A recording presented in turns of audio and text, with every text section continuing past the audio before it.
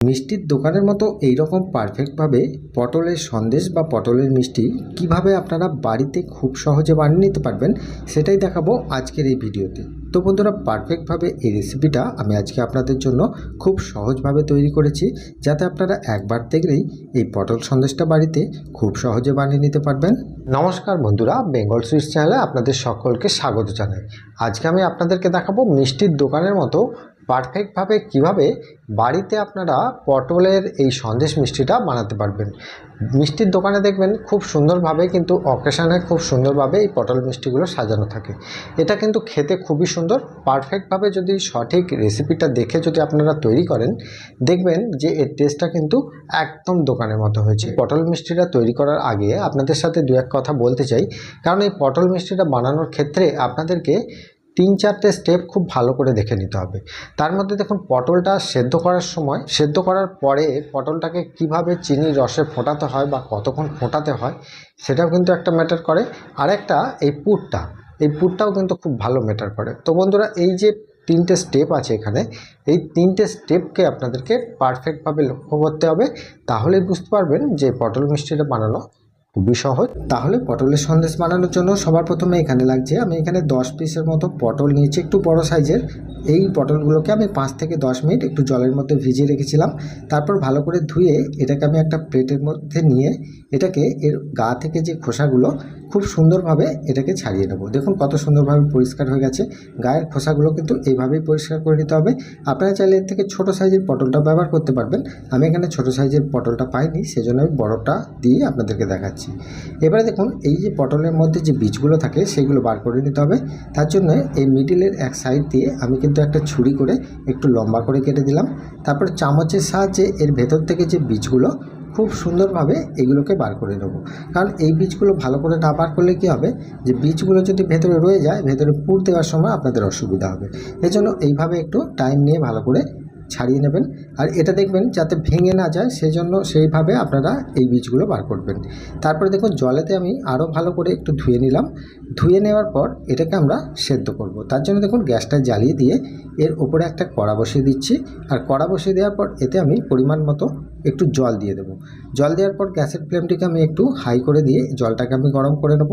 আর তার আগে দেখুন, এখানে আমি অল্প করে একটু খাবার সোডা দিলাম। খাবার সোডা দিলে কী হয়, পটলটা খুব তাড়াতাড়ি সিদ্ধ হয়ে যায়। আর তারপরে আমি এখানে গ্রিন কালারের একটু ফুড কালার ব্যবহার করলাম। এটা কিন্তু সম্পূর্ণ অপশনাল, আপনারা যদি বাড়িতে তৈরি করেন গ্রিন কালারটা না দিলেও হবে। খাবার সোডা দিলেও কিন্তু এই কালারটা পারফেক্ট থাকবে। এবারে এই গরম জলের মধ্যে আমি এগুলোকে দিয়ে দিলাম, ফুটন্ত জলের মধ্যে দিয়ে এর উপর থেকে চাপা দিয়ে এটাকে আমি সাধারণত 2 মিনিটের মতো এটাকে ফুটিয়ে নেব। 2 মিনিট ফোটালেই দেখবেন পটলটা কিন্তু অনেকটা সেদ্ধ হয়ে গেছে। আর পটলটা কতটা সেদ্ধ হয়েছে সেটা আমি ভালো করে দেখিয়ে দিচ্ছি। দেখুন 2 মিনিট পর আমি এই গ্যাসটাকে অফ করে দেব। দেওয়ার পর এখান থেকে একটা পটল তুলে হাতে করে নিয়ে আপনারা দেখলেই বুঝতে পারবেন যে পটলটা কত সুন্দরভাবে নরম নরম হয়েছে। এই রকম করতে হবে। এর থেকে বেশি ফোটালে কিন্তু পটলগুলো গলে যেতে পারে, তাই 2 মিনিটের বেশি ফোটাবেন না। ফুটিয়ে নেওয়ার পর এবারে আমি ঠান্ডা জলের মধ্যে আমি এগুলোকে ফেলে দিলাম। দেওয়ার পর এই পটলগুলোকে আমি একটু ঠান্ডা করে নেব। সিদ্ধ করা পটলগুলো জলেতে আমি 2-3 মিনিটের জন্য ভিজিয়ে রাখবো। তাহলে কী হবে, পটলের যে কাঁচা গন্ধ কিছুটা ওই জলের মধ্যে বেরিয়ে যাবে। আর তারপরে দেখুন, আমি এখানে একটা চিনি রস তৈরি করে নিচ্ছি পটলগুলো পাক করার জন্য। তার জন্য এখানে আমি 1.5 কাপের মতো চিনি আর 1 কাপের কিছুটা পরিমাণ কম আমি জল দিলাম। মানে যে বাটির পরিমাণে আপনারা চিনিটা নেবেন সেই বাটির পরিমাণে হাফ বাটি কিন্তু জলটা নেবেন, এই মাপটা মনে রাখবেন। এবারে চিনির জলটাকে ভালো করে ফুটিয়ে নিয়ে এবারে এটাকে একটা রস তৈরি করতে হবে। হাতে নিয়ে দেখবেন রসটা যেন একটু মোটা বা আঠালো টাইপের হয়, তাহলেই কিন্তু পটল মিষ্টি বানানোর জন্য সুবিধা হবে। পটল মিষ্টিটা বানানোর জন্য এখানে কিন্তু সবথেকে গুরুত্বপূর্ণ স্টেপ হচ্ছে এই পটলটাকে রেডি করা। পটলটাকে যদি পারফেক্টভাবে রেডি না করতে পারেন, তাহলে কিন্তু দেখবেন যে পটলটা কিন্তু কাঁচা কাঁচা রয়ে যাবে। আর খাবার সময় আপনারা একটা পটলের যে কাঁচা গন্ধ থাকে সেটা স্মেল করবে। তার জন্য কিন্তু মিষ্টির রেসিপিটা সম্পূর্ণ বাজে হয়ে যাবে। এই পটলটা যে কাঁচা গন্ধ কেন রয়ে যায় সেটাই আমি দেখিয়ে দিচ্ছি আজকে আপনাদেরকে। তো বন্ধুরা, এই যে পটলটা চিনির রসে ফোটানোর সময় আপনাদেরকে অবশ্যই অন্ততপক্ষে 10 থেকে 15 মিনিট খুব ভালো করে চিনির রসের মধ্যে ফুটিয়ে নিতে হবে। তো বন্ধুরা, যেহেতু পটলটাকে আমরা সেদ্ধ করে নিয়েছি, সেই জন্য কী হয় যে পটলের মধ্যে এক্সট্রা জল কিন্তু থেকে যায়, আর ওই যে জলটা থেকে যাচ্ছে ওটাই কিন্তু পটলের কাঁচা গন্ধটাকে একদম রেখে দিচ্ছে। সেই জন্য আপনাদেরকে কী করতে হবে, যে এই যে ফোটানোর সময় আপনারা যখন নামাবেন, রসটা কিন্তু একদম একতারে শিরা যখনই হয়ে যাবে তখনই নামাবেন। কারণ কি হয়, একতারে শিরা যখন হয়ে যায় তখন কিন্তু এটা পারফেক্টভাবে কুক হয়ে যায়, ভেতরে রসটা ঢুকে যায়। ভেতর থেকে যে জলটা থাকে, পটলের যে জলটা সেদ্ধ করার পর যে জলটা থাকে, কাঁচা গন্ধর যে জলটা, সেটা একদম রসের সাথে মিশে যায়। মিশে যাওয়ার পরে কিন্তু যখন এটা পাক হয় তখনই কিন্তু এটা একদম পারফেক্টভাবে সিদ্ধ হয়ে যায়। সেই জন্য আপনাদেরকে আমি বলবো, পটল সিদ্ধ করার জন্য আপনাদের এই স্টেপটা কিন্তু সবথেকে গুরুত্বপূর্ণ। একবার ভালো করে দেখে নিন। চিনির রসটা তৈরি করে নেওয়ার পর এই ভেজানো পটলগুলো আমি একটু ভালো করে জলটা ঝরিয়ে নেব। কারণ কি হয়, এই যে ফাটা মুখের ভেতর দিয়ে জলটা ভেতরে ঢুকে থাকে, সেজন্য একটু ভালো করে ঝরিয়ে তারপরে কিন্তু আমি রসে দিচ্ছি। আর যেহেতু এখানে পটলের ভেতরে এক্সট্রা জল থাকে, সেজন্য এটাকে খুব ভালো করে 10 থেকে 15 মিনিটের মতো এটাকে ভালো করে সেদ্ধ করে নিতে হবে। নাহলে কিন্তু পটলের ভেতরে কিন্তু কাঁচা গন্ধ রয়ে যাবে। দেখুন এখানে আমার 15 মিনিট টাইম লেগেছে। 15 মিনিট পর এই রসটা কিন্তু আমি চেক করে দেখব।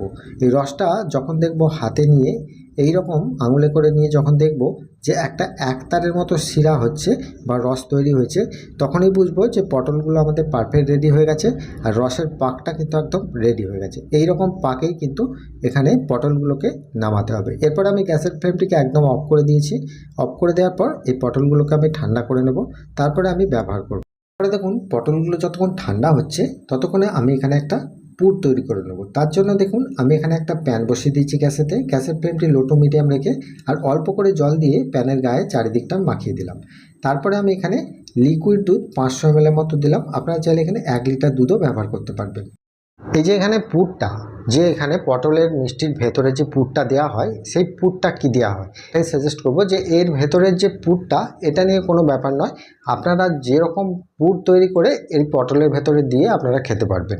এখানে সাধারণত নারকেলের পুর ব্যবহার করা যাবে, সুজির পুর ব্যবহার করা যাবে, বা ক্ষীরের পুর ব্যবহার, মানে যে ধরনেরই মিষ্টি জাতীয় একটা পুর হবে, সেই পুরটাই কিন্তু পটলের মধ্যে দিয়ে কিন্তু খাওয়া যায়। ভেতরের পুরটা কিন্তু আমি এখানে আপনাদের মতো করে দেখিয়ে দিচ্ছি। আমি যেভাবে করি সেই পদ্ধতিটা আপনাদেরকে সহজভাবে দেখিয়ে দিচ্ছি, দেখতে থাকুন। এরপরে দেখুন দুধটা ভালো করে আমি ফুটতে দিয়েছি। আর দুধটা ফোটার সময় অবশ্যই ভালো করে নাড়বেন, নাহলে কিন্তু তলায় ধরে যেতে পারে। আর দুধটা ফুটে যাওয়ার পর এখানে আমি চিনি দিয়ে দিচ্ছি। দেখুন এখানে 50 গ্রামের মতো। আপনারা চাইলে এখানে চিনি বা মিষ্টির পরিমাণটা কম বেশি করে নিতে পারবেন। এবারে এই দুধটা ভালো করে ফুটিয়ে একদম ঘন করে নিতে হবে। দেখুন এখানে যখন এইরকমভাবে যখন ঘন হয়ে যাবে দুধটা, তখন কিন্তু গ্যাসের ফ্লেম একদম কমিয়ে দিয়ে আস্তে আস্তে নাড়বেন, নাহলে কিন্তু এটা তলায় ধরে যেতে পারে। যত ঘন হবে ততই কিন্তু তলায় ধরে যাওয়ার চান্সটা বেশি থাকে। আর এটা ঘন হতে হতে যখন এইরকমভাবে কড়ার তলা থেকে বা প্যানের তলা থেকে ছেড়ে দিচ্ছে, তখনই বুঝবেন যে সন্দেশটা আমাদের এখানে পারফেক্ট রেডি হয়ে গেছে। এইটুকু সন্দেশে কিন্তু এখানে হবে না। তার জন্য দেখুন আমি এখানে এক্সট্রা করে মাখা সন্দেশ ব্যবহার করছি। এখানে আমি দোকান থেকে মাখা সন্দেশ সাধারণত এখানে 150 থেকে 200 গ্রামের মতো এখানে দিয়ে দিলাম। এবারে এটাকে এই মাখা সন্দেশটা এই দুধের ক্ষীরের সাথে খুব সুন্দরভাবে মিশিয়ে নেব। আপনারা চাইলে এখানে খোয়া ক্ষীরও ব্যবহার করতে পারবেন। এবারে সন্দেশটা ভালো করে মাখিয়ে নেবার পর এতে আমি দিয়ে দেব অল্প পরিমাণে 2 থেকে 3 চামচের মতো গুঁড়ো দুধ। এই গুঁড়ো দুধটা দেওয়ার পরেও এটাকে খুব ভালো করে মাখিয়ে নেব। আর তারপরে দিয়ে দেবো এক্সট্রা ফ্লেভারের জন্য এতে ছোটো এলাচের অল্প করে একটু ছোটো এলাচের গুঁড়ো দেওয়ার পর এটাকে ভালো করে মাখিয়ে ভালো করে পালিশ করে এই কড়ার মধ্যেই কিছুক্ষণের জন্য মিলে রাখতে হবে, ঠান্ডা হওয়ার জন্য বা টেনে যাওয়ার জন্য। এইভাবে নেড়েচেড়ে করে নেওয়ার পর এটাকে আমি কড়ার গায়ে মিলে সাধারণত 2 থেকে 3 মিনিট রেখে দেবো। আর তার মধ্যেই দেখুন এখানে আমি পটলগুলোকে রস থেকে তুলে আমি ভালো করে রসটাকে ঝরিয়ে নেব। এই যে ফাটার দিকটা আছে, এই ফাটার দিকটা বা কাটার দিকটা নিচের দিকে রাখবেন, তাহলে রসটা খুব তাড়াতাড়ি ঝরে যাবে। রসটা ঝরে যতক্ষণ ঝরছে ততক্ষণ দেখুন এখানে আমার সন্দেশটাও এখানে পারফেক্ট রেডি হয়ে গেছে। হাত দিয়ে দেখলাম যে খুব সুন্দরভাবে টেনে গেছে। তখনই আমি কিন্তু এটাকে নরম গরম অবস্থায় এটাকে আমি একটা প্লেটের মধ্যে তুলে নিচ্ছি। এটাকে খুব ভালো করে এর মধ্যে তুলে নেওয়ার পর এটাকে একদম সম্পূর্ণ ঠান্ডা করে নেব। যদি আপনারা গরম গরম হতে চান তাতেও হবে, তবে সম্পূর্ণ ঠান্ডা করে নিলেই ভালো হবে। এবারে দেখুন হাত দিয়ে দেখছি যে এটা অনেকটাই টেনে গেছে। তারপরে এখানে যে পটলের আমি জলটা ঝরতে দিয়েছিলাম বা রসটা, রসটা ঝরে যাওয়ার পর একদম শুকনো শুকনো হয়ে গেছে পটলটা। তারপরে দেখুন এখানে যে যতগুলো পটল আছে সেই মাপেরই কিন্তু আমি এখানে গুচিগুলো সন্দেশে কেটে নিচ্ছি। এখানে ছোট সাইজের পটল হলে কিন্তু ভেতরে পুরটা কম পরিমাণে দেওয়া যায়, আর এখানে যেহেতু বড় পটল সেজন্য পুরটা কিন্তু একটু বেশি পরিমাণে লেগে যাচ্ছে। এরপরে দেখুন পটলটাকে আমি একটু মুখটা ফাঁক করে নিয়ে, কাটা অংশের মুখটা ফাঁক করে নিয়ে এখান থেকে একটা সন্দেশের ভালো করে নিয়ে এটাকে একটু লম্বা করে এর মধ্যে দিয়ে খুব ভালো করে চারিদিকটা সিল করে দেবে, আর মধ্যিখানটা যেন একটুখানি জেগে থাকে, তাহলে কিন্তু এটা দেখতে ভালো লাগবে।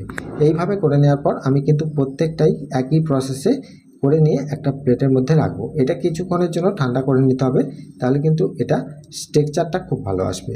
এরপরে দেখুন পটলগুলো আমাদের রেডি হয়ে যাওয়ার পর এবারে এর ওপর থেকে কিছু ডেকোরেশনের জন্য আমি এখানে একটা করে চেরি ফল বসিয়ে দিচ্ছি। আপনারা চাইলে চেরি ফলের পরিবর্তে কিশমিশও বসিয়ে দিতে পারবেন। এবারে দেখুন এই কিশমিশগুলো বা চেরি ফলগুলো দিয়ে দেওয়ার পর ওপর থেকে কিছু পেস্তা কুচো আমি কিন্তু ডেকোরেশনের জন্য করে নিলাম। আপনাদের পছন্দ মতো কিন্তু ডেকোরেশনটা করে নিতে পারবেন।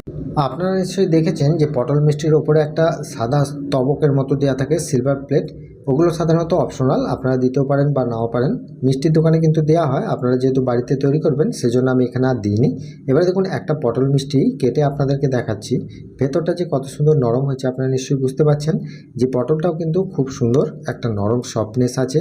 মুখে দিলে কিন্তু পটলের কাঁচা গন্ধটা একদমই আসবে না এই পদ্ধতিতে যদি করেন। আর সন্দেশটা দেখুন কত সুন্দর নরম তুলতুলে হয়েছে, মুখে দিলেই কিন্তু মিলিয়ে যাবে। তো বন্ধুরা এইভাবে করবেন। তো বন্ধুরা আজকের রেসিপিটা আপনাদের কেমন লাগলো সেটা আমাকে প্রত্যেকবারের মতো কমেন্টে জানাতে অবশ্যই ভুলবেন না। ভালো থাকবেন, সুস্থ থাকবেন, দেখা হচ্ছে আবার অন্য কোনো মিষ্টি রেসিপি নিয়ে। নমস্কার।